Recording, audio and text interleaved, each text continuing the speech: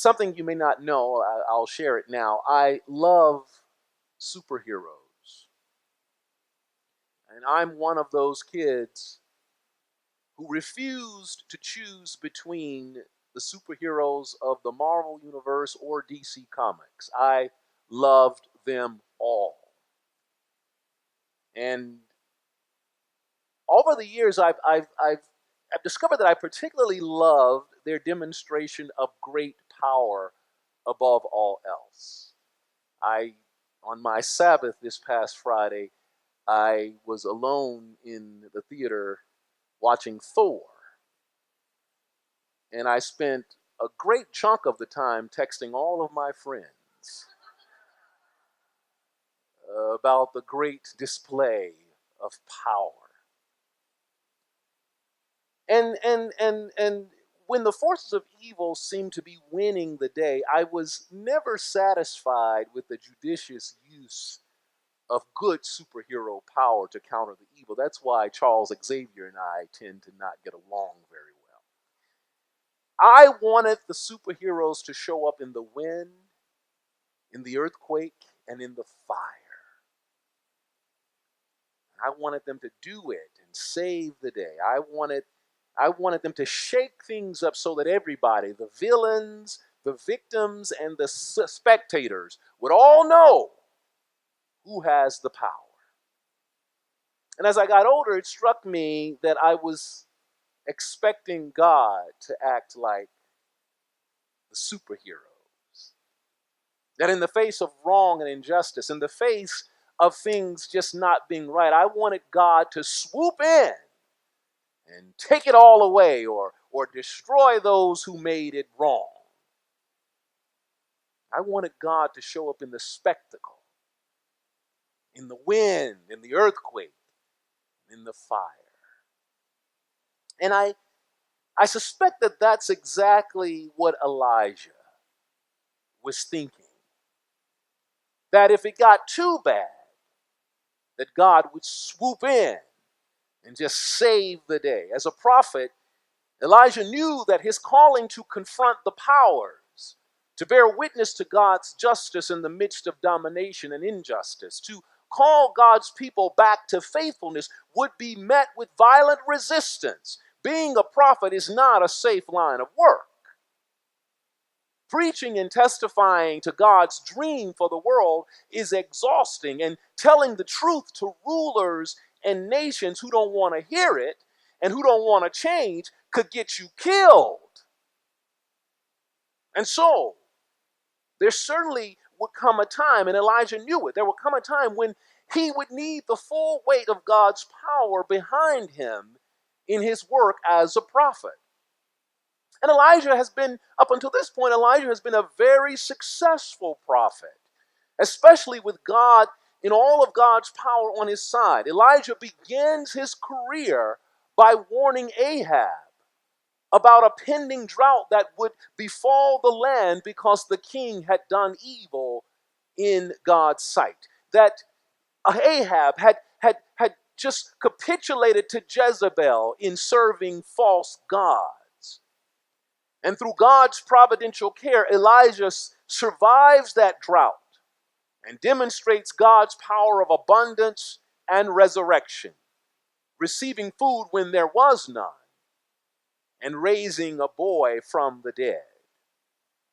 But it is when Elijah embarrasses Ahab and Jezebel by revealing their gods to be false and powerless before the power of God. That's when things get tough, because Jezebel, the writer of Kings, describes it in a very dramatic fashion, but I will distill it for you. Jezebel puts a hit out on him. I'm going to kill you. You're messing with my religion and you're messing with my money, Elijah. I'm going to kill you. And so Elijah has to escape. Elijah has to go. The full force of the empire is against him. The assassins are at the ready to kill Elijah. And the Kings is very clear. Elijah is scared for his life. And he has to run. He has to get out of there. And I imagine that Elijah, as he's on the run, begins to wonder, when will God come? When will God show up and overthrow Ahab and Jezebel and rescue me from death? Oh, it doesn't seem like God is coming. And he has to run. And on the run, in the wilderness, tired and hungry, Elijah faces that existential moment of truth. Either Jezebel will kill him or he will die in the wilderness. And he decides on his own, I want to die. It's too hard. This is too much. And can't you just hear Elijah's complaint? God, I have been faithful. I've done what you told me to do, and this is where I end up. I'd rather you let me die than have to keep fighting like this. But you've heard me say it before.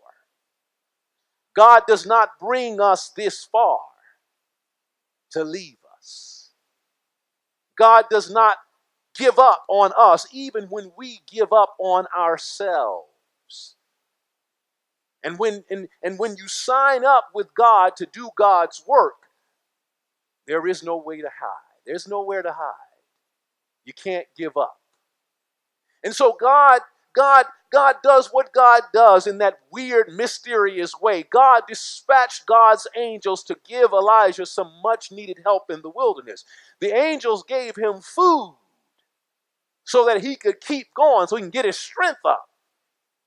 And so he gets food and told him to go on just a little bit further. And for 40 days and 40 nights, God sustains him on his journey. I imagine that God is waiting for Elijah to come to his senses, but Elijah doesn't. Elijah is still at that moment of, I don't know what's going to happen. I suspect that Elijah wasn't sure what God was up to. Elijah wanted fire. Elijah wanted the earthquake. Elijah wanted God to swoop down and rescue. On the one hand, God has provided in the wilderness. And on the other hand, the price is still on his head. The assassins are still looking for him. But then God forces the issue, and I know you've heard it before. Elijah, what are you doing here? Elijah, what are you doing here? A smart aleck like me would say, you brought me here. Where's the wind? Where's the earthquake and the fire to rescue me? But God said, Elijah, what are you doing here? And then that's all the invitation Elijah needed. Start complaining. God, I have been zealous. I've been doing what you told me to do. Israel has fallen away. I've been trying to bring them back to you. And now I'm alone. If you don't know, that's an indictment of God. I'm alone, God. I'm doing this all by myself. Where are you? I'm alone, God. And God doesn't argue. God doesn't say, you're not alone. God doesn't say, I've been there all the while. God said, go over there and stand. Go over there and let me show you something. I'm going to pass by you so you can see what's going on. And then there comes a strong wind, so strong that the top of the mountains begin to crumble, but God is not there. And then an earthquake comes and it shakes the earth, but no, that's not where God shows up. And then an all-consuming fire comes, but no, that's not how God shows God's self at that moment to Elijah. But it was in the silence. It was in the silence that Elijah can step forward. It was in the very silence that Elijah can then perceive the very presence of God. It was in the silence that Elijah could just stand back and then know where to go next, to know what to do. It was in that silence that Elijah can hear and see a future. No, it seemed to Elijah that he was alone. It seemed to him that when it got so tough for him that death seemed to be the only way out, God was right there all the time.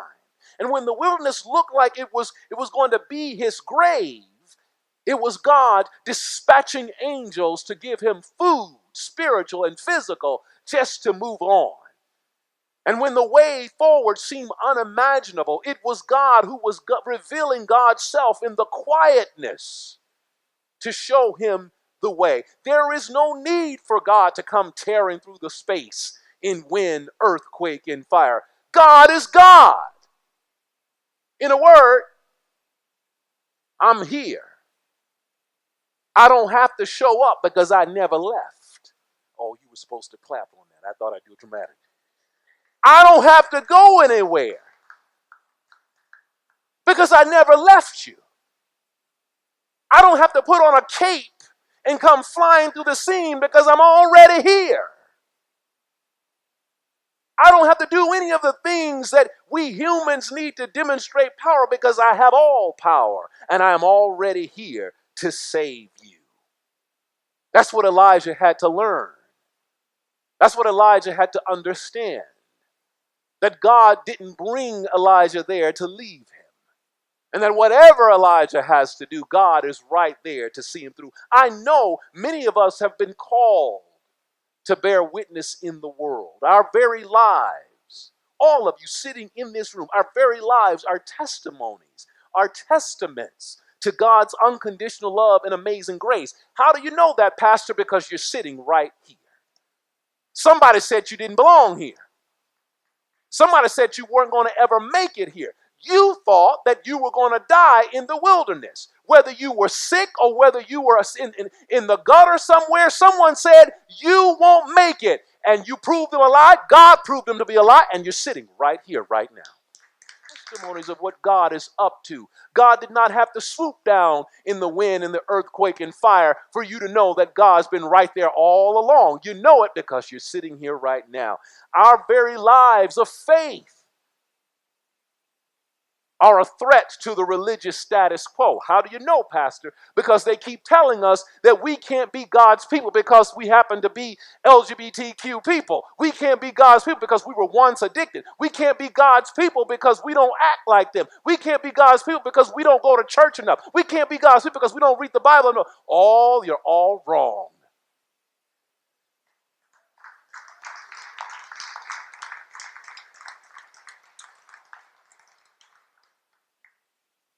And I know it because some of us are still paying the price for escaping our closet to live openly as God's disciples. Some of us are still carrying scars of abuse, of addiction, of depression. We have encountered wilderness and threats to our lives. We have felt alone. We have wanted to give up. We have had to face God as God confronts us with the question, what are you doing here? God still asks us, what are you doing here? God asks us as all God's children, what are you doing here, all God's children? God asks us individually, what are you doing here?